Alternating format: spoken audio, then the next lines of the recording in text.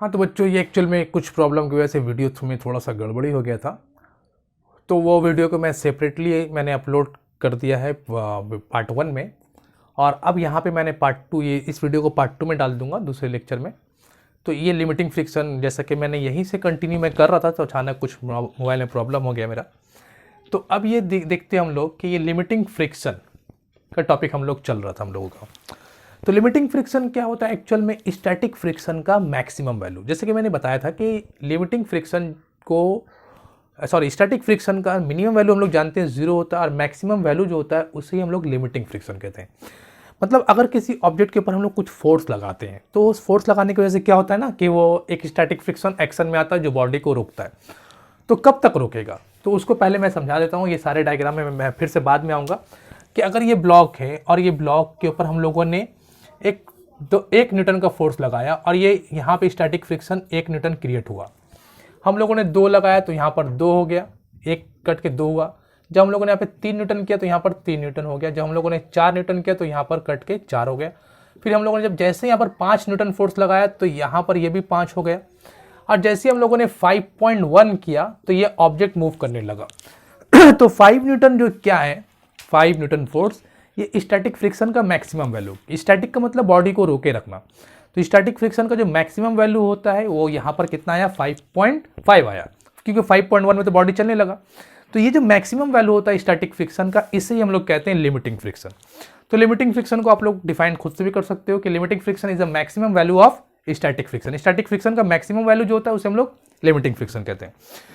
अब limiting friction को हम लोग कैलकुलेट कैसे करेंगे, किस तरीके से उसका कैलकुलेशन होगा, उसे हम लोग देखते हैं। या उसको यूं कह सकते हैं कि लिमिटिंग फ्रिक्शन का फॉर्मूला हम लोगों के पास है, क्योंकि मैक्सिमम वैल्यू स्टैटिक फ्रिक्शन का फॉर्मूला हम लोगों के पास है, लेकिन सारा वैल्यू निकालने का फॉर्मूला नहीं है।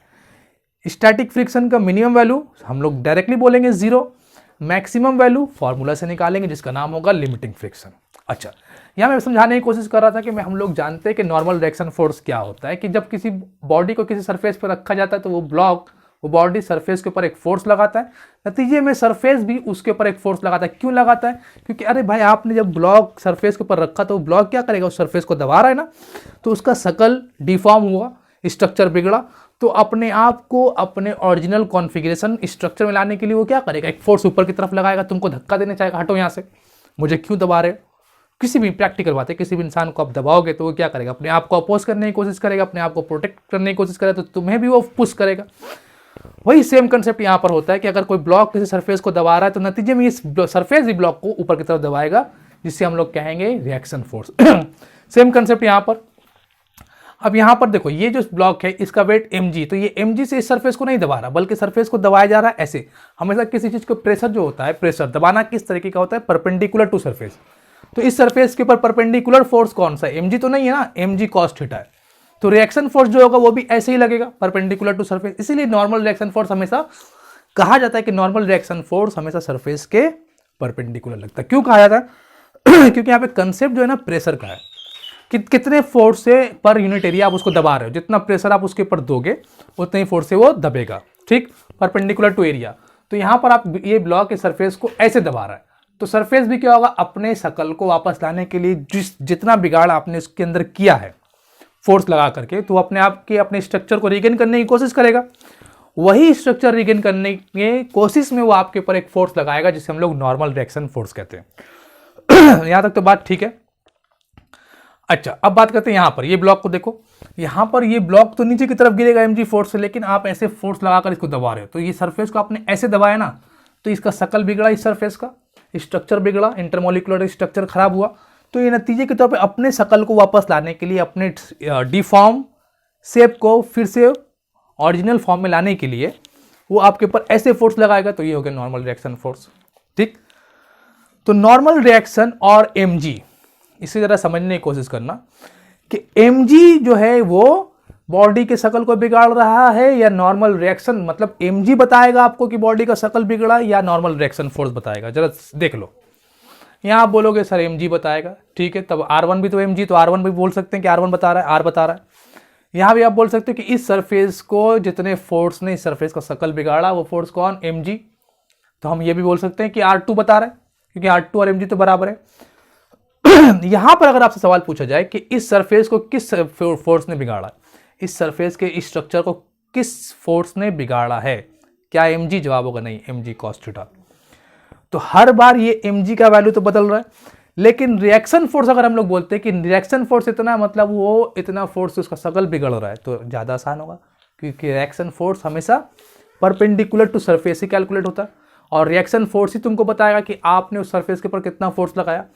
तो सब जगह आर बोल सकते हैं ना, लेकिन सब जगह mg बोल सकते हैं क्या? जवाब है नहीं। तो इसलिए हम लोग आर को ज़्यादा अहमियत दे रहे हैं यहाँ पर स्टैटिक फ्रिक्शन के केस में, लिमिटिंग फ्रिक्शन के केस में आर को ज़्यादा अहमियत दिया जा रहा है इस लिमिटिंग फ्रिक्शन के कैलकुलेशन में।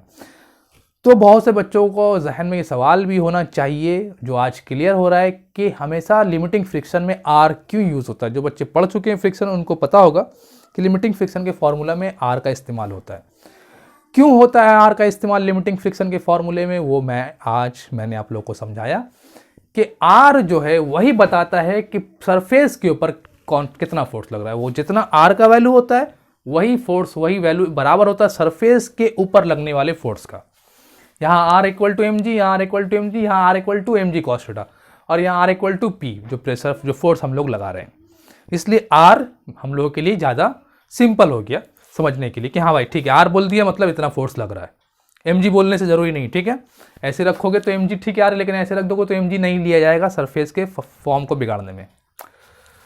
अब हम लोग बात कर रहे थे कि अगर हम इसके ऊपर एक ब्लॉक है, इस ब्लॉक को अगर हम लोग 10 न्यूटन फोर्स से मूव कराते हैं तो ये ब्लॉक चलने लगता है। जैसे 9.99 देते हैं ये ब्लॉक मूव नहीं करता, तो मतलब 10 न्यूटन फोर्स जो है लगाने से ये ब्लॉक मूव किया, उससे कम लगाने से ये ब्लॉक मूव नहीं कर रहा है।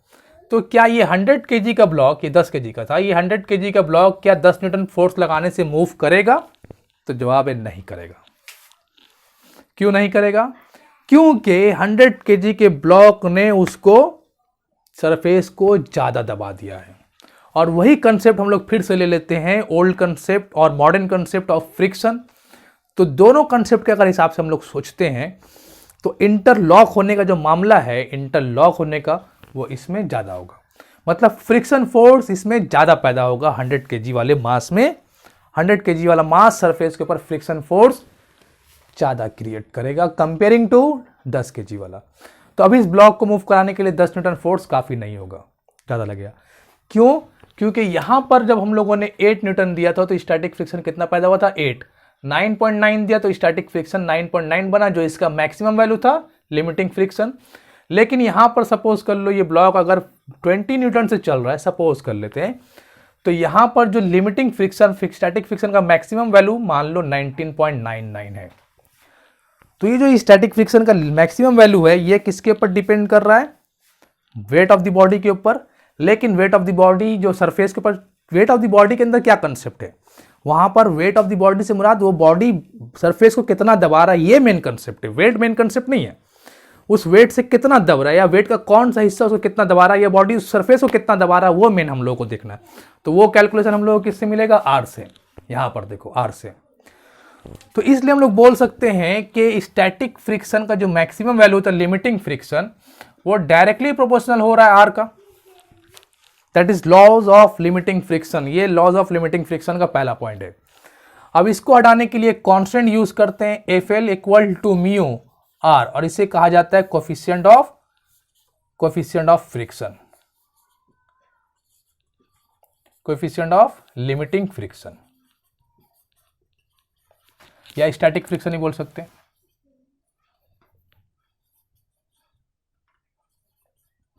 कोफिशिएंट ऑफ स्टैटिक फ्रिक्शन लिख लेते हैं। तो मेरे ख्याल से F L equal to mu R का फॉर्मूला क्यों यूज किया जाता है ये आप लोगों को समझ में आ गया होगा, क्योंकि आर ही मेन कॉज है, आर ही मेन रीजन है लिमिटिंग फ्रिक्शन या स्टैटिक फ्रिक्शन का जो मैक्सिमम वैल्यू है वो जनरेट करने में, वेट नहीं। ठीक है, तो ये याद रहेगा आप लोगों को, F L equal to mu R. अब आगे बात करते हैं हम लोग।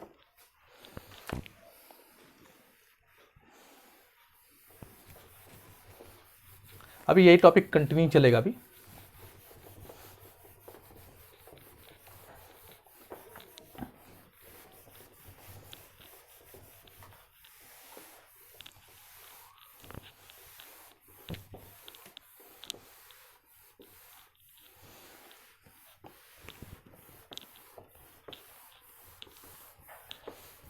तो अब हम लोग दोनों कंसेप्ट को एक साथ लेते हैं, स्टैटिक फ्रिक्शन और लिमिटिंग फ्रिक्शन दोनों को एक हॉरिजॉन्टल सरफेस में ही लेते हैं।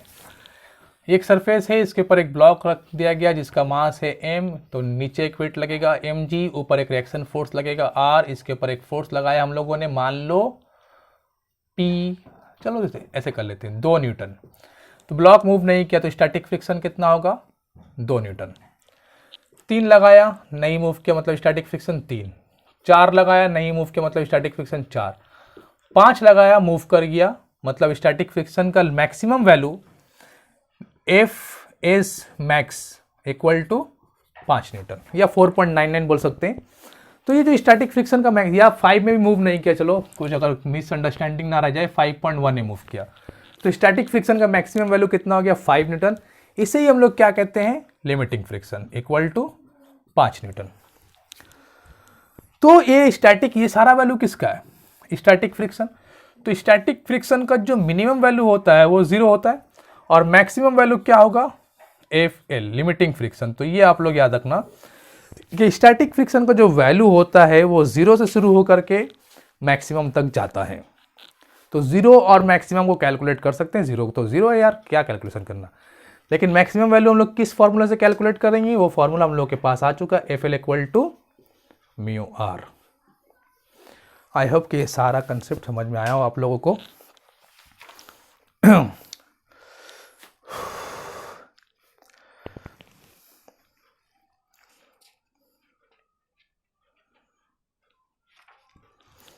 अब यहाँ पर एक सवाल उठता है कि लिमिटिंग फ्रिक्शन जो है वो किसके ऊपर डिपेंड कर रहा है। तो जाहिर बात है आप लोगों को दिखता होगा लिमिटिंग फ्रिक्शन वेट बोल सकते हैं, वेट या आर, क्या बोलना चाहिए, तो जवाब है आर बोलना ज़्यादा बेटर होगा।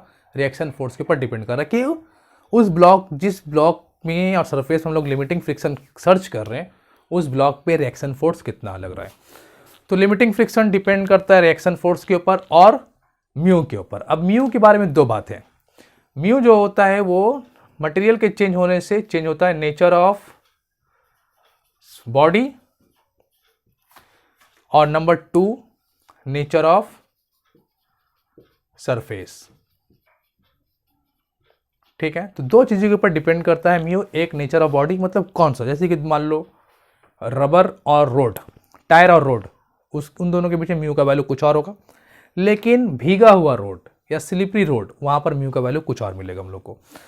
तो 2 चीज़ों के ऊपर डिपेंड करता है कि किस तरह का मटेरियल यूज हो रहा है और वो मटेरियल किस सरफेस जो है किस हालत में है, क्या पूरा ड्राई है या वेट है, कुछ किस तरीके का है। तो म्यू जो है 2 चीज़ के ऊपर डिपेंड करता है, nature of body, nature of surface, और तीसरा हम लोगों को मिला यहाँ पर आर। तो एक्चुअल में लिमिटिंग फ्रिक्शन का जो वैल्यू है वो डिपेंड कर गया आर के ऊपर और नेचर ऑफ बॉडी के ऊपर और नेचर ऑफ सरफेस के ऊपर। ठीक है, अब हम लोग आगे बात करते हैं कि लिमिटिंग फ्रिक्शन का जो डायरेक्शन होता है वो कहां पर होता है। क्योंकि स्टैटिक फ्रिक्शन का जो डायरेक्शन है वो हम लोगों ने देखा कि just opposite to direction of applied force, और limiting friction is nothing but static friction. Static friction के मैक्सिमम वैल्यू को तो ही लिमिटिंग फ्रिक्शन बोला जा रहा है। तो लिमिटिंग फ्रिक्शन का जो डायरेक्शन होगा वो हमेशा opposite to direction of applied force होगा, opposite to direction of motion होगा। और दूसरी बात ये याद रखना है कि it is independent of area of contact. Area of contact पे भी डिपेंड नहीं करता। तो ये सब बात आप लोग नोट करके रखना कि लिमिटिंग फ्रिक्शन का जो डायरेक्शन होता है opposite to direction of most applied force, और दूसरा limiting friction does not depends on area of contact. क्योंकि फॉर्मूला में आया ही नहीं ना एरिया ऑफ कांटेक्ट क्या क्या आया। अब आप बोलोगे सर बड़ा एरिया चिपका लगा देंगे, तो अरे बड़ा एरिया लगाओगे 50 ग्राम का मास वाला एक बड़ा एरिया कर दो। ठीक, सपोज कर लो, देखो किसी बच्चों को ये कन्फ्यूजन भी रहता है यार, अच्छा ख्याल आ गया मेरे दिमाग में। ये सरफेस है, इसके ऊपर एक ब्लॉक है, उसको आपने ऐसे रखा, मान लो 1 kg का, उसी सरफेस के ऊपर आपने उस ब्लॉक को इतना फैला दिया, इसका वेट चेंज नहीं किया, ये भी 1 kg का था, ये भी 1 kg का था, तो एरिया ऑफ कांटेक्ट तो बढ़ गया ना। एरिया ऑफ कांटेक्ट बढ़ गया तो क्या लिमिटिंग फ्रिक्शन का वैल्यू चेंज होगा? तो ख्याल तो ये लगता है कि एरिया ऑफ कांटेक्ट बढ़ गया है तो इंटरमॉलिक्यूलर फोर्स तो बड़ा होगा, लेकिन हकीकत में ये एक ख्याल था, सोच था। यहाँ पे हम लोग को जो फॉर्मूला मिला है एफ एल, और एफ एल का वो है म्यू आर।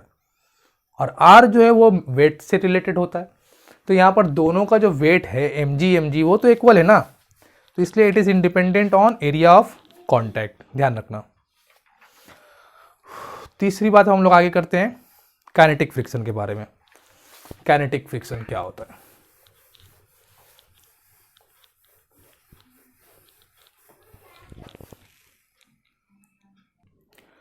देखो, काइनेटिक फ्रिक्शन और इसका दूसरा एक और नाम है डायनामिक फ्रिक्शन, वो भी लिख लेते हैं, काइनेटिक फ्रिक्शन और डायनामिक फ्रिक्शन। अब डायनामिक और काइनेटिक, FRICTION, तो काइनेटिक और डायनामिक ये दोनों वर्ड हम लोगों को बहुत नोन भी है, मोशन से रिलेटेड वर्ड है। तो अब कोई ऑब्जेक्ट जब मोशन में आ चुका तो उस वक्त उस बॉडी या उस ऑब्जेक्ट और सरफेस के बीच में जो फ्रिक्शन फोर्स होगा उसे हम लोग कहते हैं काइनेटिक फ्रिक्शन। लेकिन काइनेटिक फ्रिक्शन में जाने से पहले और ज़्यादा डिटेल में चर्चा करने से पहले मैं चाहता हूँ आप लोग एक बार इनर्शिया ऑफ रेस्ट को फोकस में लेकर आएँ। इनर्शिया ऑफ रेस्ट क्या है? इनर्शिया ऑफ रेस्ट कहा जाता है कि अगर कोई ऑब्जेक्ट रेस्ट की हालत में है तो वो हमेशा रेस्ट में रहेगा, और अगर कोई ऑब्जेक्ट मोशन की हालत में तो वो हमेशा मोशन में रहेगा। ये ना पढ़ा हम लोगों ने कि रेस्ट में तो रेस्ट में रहेगा, मोशन में है तो मोशन में रहेगा। अच्छा, अब एक बात को ज़रा ध्यान से सोचने की कोशिश करो कि अगर कोई ऑब्जेक्ट रेस्ट की हालत में है तो उसे रेस्ट से मोशन में लाने में जो फोर्स लगता है वो फोर्स को ज़रा इमेजिन करना, और जब वो मोशन में आ जाए तो उसे मोशन में कंटिन्यू रखने के लिए एक फोर्स लगेगा। तो पहली बार सपोज यहाँ पर मैं ऐसा कर लेता हूँ कि एक ऑब्जेक्ट है, ये रुका हुआ है, या इसका थोड़ा और अच्छा एग्जाम्पल मैं दे देता हूँ, थोड़ा और क्लियर हो जाएगा कि मान लो यहाँ पर ऐसे एक रोड था और इस तरीके से कुछ यहाँ पर ये था, गड्ढा टाइप का था, और यहाँ पर एक व्हील जो है, एक गाड़ी का व्हील फंस गया। तब ये रेस्ट की हालत में, जब आप इसे मोशन में लाने की कोशिश करोगे तो क्या आपको फोर्स लगाना पड़ेगा। दूसरा एग्जांपल, आप ये मान लो अचानक से रास्ते में कोई गाड़ी जो ख़राब हो जाता है, गाड़ी रुका हुआ है रास्ते में, और इस गाड़ी को चलाने के लिए आप फोर्स लगाते हो ऐसे। तो पहले गाड़ी रेस्ट की हालत में रहता है, दो आदमी मिलकर धक्का दे रहा है, दो आदमी पुश कर रहा है गाड़ी को, नहीं जा रहा गाड़ी। एक और आदमी आया, कार मान लो, उसने ही पुश किया, तीन आदमी मिल करके कार को पुश कर रहे हैं, लेकिन कार आगे मूव नहीं कर रहा। फिर एक और आदमी को बुलाएगा, चार आदमी, कार मूव नहीं कर रहा। एक आदमी और बैठा हुआ था वहाँ पर, उसे बोला गया भाई ज़रा पुश कर दो गाड़ी को। उसने कहा मेरे पास टाइम नहीं है। तो बाकी चार लोगों ने कहा कि सिर्फ 2 मिनट गाड़ी को आकर पुश कर दो, उसके बाद चले जाना जब गाड़ी मोशन में आ जाए। तो उसने कहा ठीक है, क्या ऐसा हो सकता है? जवाब दिया हाँ हो सकता है। तो वो आदमी आया और उसने गाड़ी को पुश किया, जैसे गाड़ी मोशन में आया वो चला गया। तो अब वो 4 आदमी मिलकर गाड़ी को ले जा सकते हैं कि नहीं? जवाब है हाँ, ले जा सकते हैं। तो यही कंसेप्ट जरा दिमाग में अपने रिमाइंड करना। क्यों ऐसा हुआ? क्योंकि इनर्शिया ऑफ रेस्ट से किसी बॉडी को इनर्शिया ऑफ मोशन में लाने के लिए रेस्ट से मोशन में जब कन्वर्ट किया जाता है तो इनर्शिया ऑफ रेस्ट को ओवरकम किया जाता है। जब वो बॉडी मोशन में आ चुका तो इनर्शिया ऑफ रेस्ट वाला पार्ट जो है वो खत्म हो गया। तो एक बॉडी का स्टेट इनर्शिया ऑफ रेस्ट से इनर्शिया ऑफ मोशन में चेंज करना और दूसरा इनर्शिया ऑफ मोशन को मेंटेन करना, ये 2 बातें ध्यान में रखना। एक होता है इनर्शिया ऑफ रेस्ट से इनर्शिया ऑफ मोशन में लाना, और दूसरा होता है इनर्शिया ऑफ मोशन में मेंटेन करना। इन दोनों में जो फोर्स का मैग्नीट्यूड होता है वो डिफरेंट लगता है। इनर्शिया ऑफ रेस्ट से इनर्शिया ऑफ मोशन में लाने के लिए फोर्स ज़्यादा लगता है, लेकिन इनर्शिया ऑफ मोशन में मेंटेन करने के लिए फोर्स का वैल्यू कम लगता है।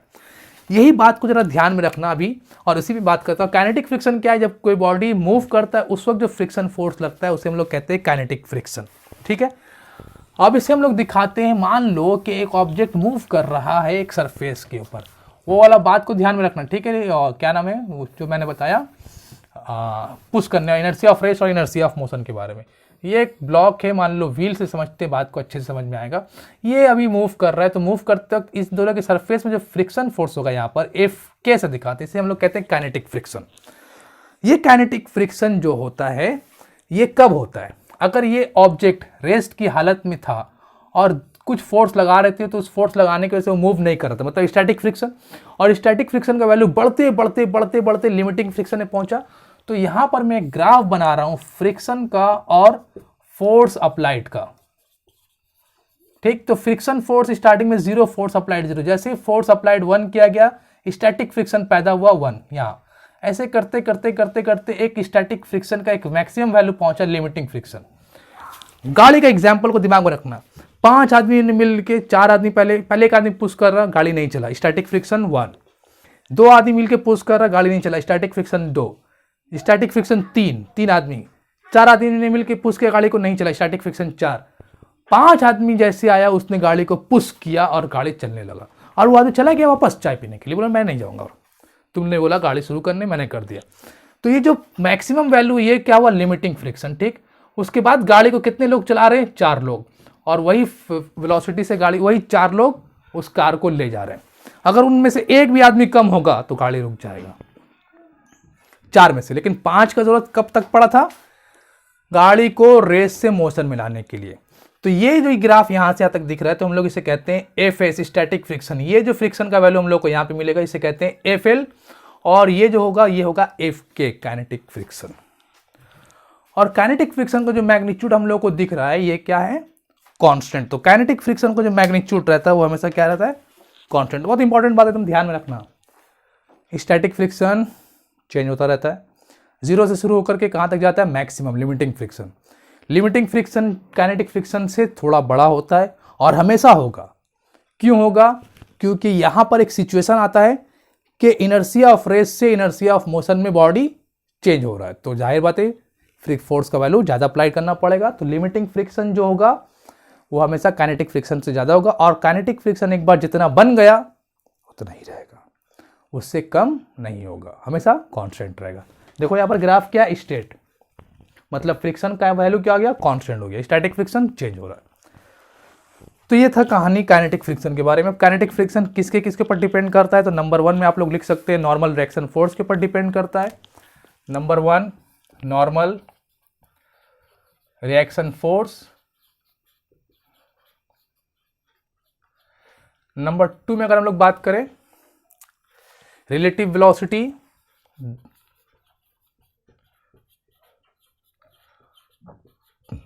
नंबर 3 में अगर हम लोग बात करें तो ये independent of area of contact होता है, तो स्टैटिक फ्रिक्शन में हम लोगों ने देखा। नंबर 3 में हम लोग ले लेते हैं, हाँ, फिनिश सरफेस को किस तरीके से पॉलिश किया गया उसके ऊपर डिपेंड करता है। और नंबर 4 में हम लोग लेंगे independent of area of contact.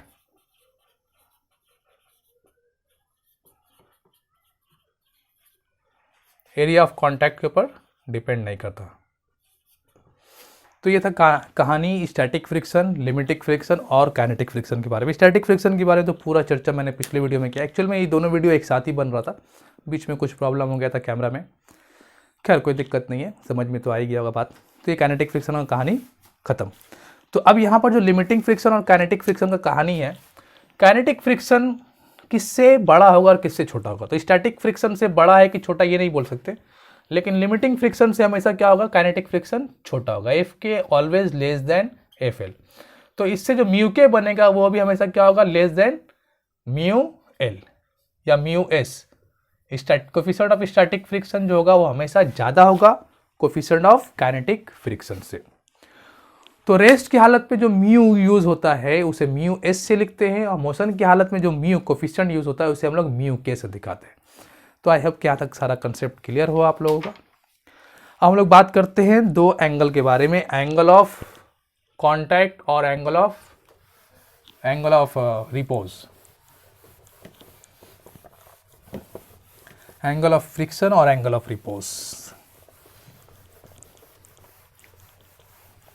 2 angle के बारे में हम लोग चर्चा करते हैं।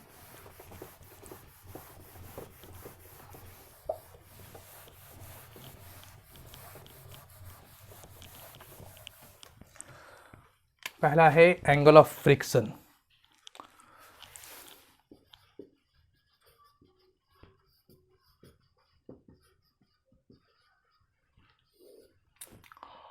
ये एक सरफेस है, इस सरफेस के ऊपर एक ब्लॉक रखो, ठीक। इसका मास है m, तो नीचे वेट लगेगा mg। यहाँ पर एक फोर्स लगेगा, रिएक्शन फोर्स r। यहाँ पर आपने एक फोर्स अप्लाई किया p, और बॉडी मूव नहीं कर रहा, ठीक है, बॉडी रुका हुआ है। हम स्टैटिक फ्रिक्शन को कंसेप्ट में ले लेते हैं, बॉडी रुका हुआ है, तो उसका नतीजा क्या होगा कि p को कोई ना कोई फोर्स बैलेंस किया होगा, जितना हम लोग अब तक पढ़ चुके हैं, और वो फोर्स जो होगा वो इस डायरेक्शन में होगा, उसको एफ एस का नाम दे देते हैं। अब बच्चों यहाँ पर ये एफ एस एक क्या है, रिएक्शन फोर्स है एक्शन फोर्स का, P हम लोगों ने अप्लाई किया, उसका रिएक्शन कौन है, Fs। mg हम लोगों ने अप्लाई किया, उसका रिएक्शन कौन है, R। तो एक्चुअल में ध्यान से अगर देखो तो ये फॉर्मूला जो हम लोगों ने यूज़ किया था ना, Fl equal to mu R, ये दोनों जो फोर्स है Fl स्टैटिक फ्रिक्शन का मैक्सिमम वैल्यू जिसे हम लोग लिमिटिंग फ्रिक्शन कहते हैं, और R रिएक्शन फोर्स, ये भी रिएक्शन है, ये भी रिएक्शन है, Fl भी रिएक्शन है, R भी रिएक्शन है। Fl किसका रिएक्शन है, अप्लाइड फोर्स, R किसका रिएक्शन है, अप्लाइड फोर्स। दोनों अप्लाइड फोर्स का जो रिएक्शन फोर्स है Fs और R, इन दोनों का जो रिजल्ट बनेगा, ध्यान से एकदम, ठीक है, क्योंकि रिलेशन तो इन दोनों के बीच में ना, Fs equal to mu R, Fl equal to mu R, तो इन दोनों के बीच में जो एंगल बनेगा, रिजल्टेंट मिलेगा, वो रिजल्टेंट कहाँ पर होगा, यहाँ पर, ठीक। इसको हम लोग बोल देते हैं, सपोज कर लो R, तो इसका नाम दे दिया, चलो R डैश दे देते हैं, R डैश, इन दोनों का रिजल्टेंट। ये R रिएक्शन फोर्स है किसका, mg का, ये P रिएक्शन फोर्स, Fs कौन है, रिएक्शन फोर्स किसका, Pf का। तो यहाँ पर P का ये Fs रिएक्शन फोर्स और ये R रिएक्शन फोर्स, इन दोनों का एक रिजल्टेंट मिलेगा R डैश। ये रिजल्टेंट नॉर्मल रिएक्शन के साथ जो एंगल बनाता है, इसे ही कहते हैं हम लोग angle of friction. This is called what, angle of friction. तो बात को फिर से ध्यान में रखो, Fl क्या है, Fl is the reaction force of applied force P, R क्या है, reaction force of applied force mg। ये रिएक्शन फोर्स का एक रिजल्टेंट निकलेगा R डैश, ये R डैश और R के बीच जो एंगल होगा इसे हम लोग कहते हैं एंगल ऑफ फ्रिक्शन, ठीक है। अब जरा इसे कंप्लीट कर लेते हैं, इसे यहाँ पे एक लाइन खींच देते हैं, तो ये Fs है तो ये भी Fs हो गया। tan theta equal to perpendicular by base Fs by R, Fs tan theta equal to, Fs equal to क्या होता है, mu R maximum value by R, R कट गया, equal to mu, therefore tan theta equal to mu, तो coefficient of static friction equal to tan theta, या theta equal to हम लोग लिख सकते हैं tan इनवर्स म्यू। तो अगर आपको म्यू पता है तो एंगल ऑफ फ्रिक्शन पता कर सकती हो, और अगर एंगल ऑफ फ्रिक्शन पता है तो आप कोफिशिएंट ऑफ फ्रिक्शन पता कर सकते हो। अब हम लोग बात करेंगे एंगल ऑफ रिपोज के बारे में कि एंगल ऑफ रिपोज किसे कहते हैं।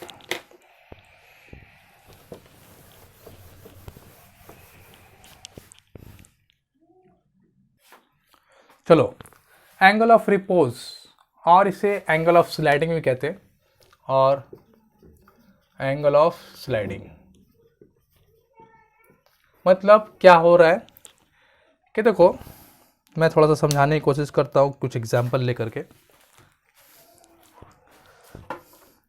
जैसे कि ये एक मान लो बॉक्स है, ये इसके ऊपर मैंने एक पेन रखा,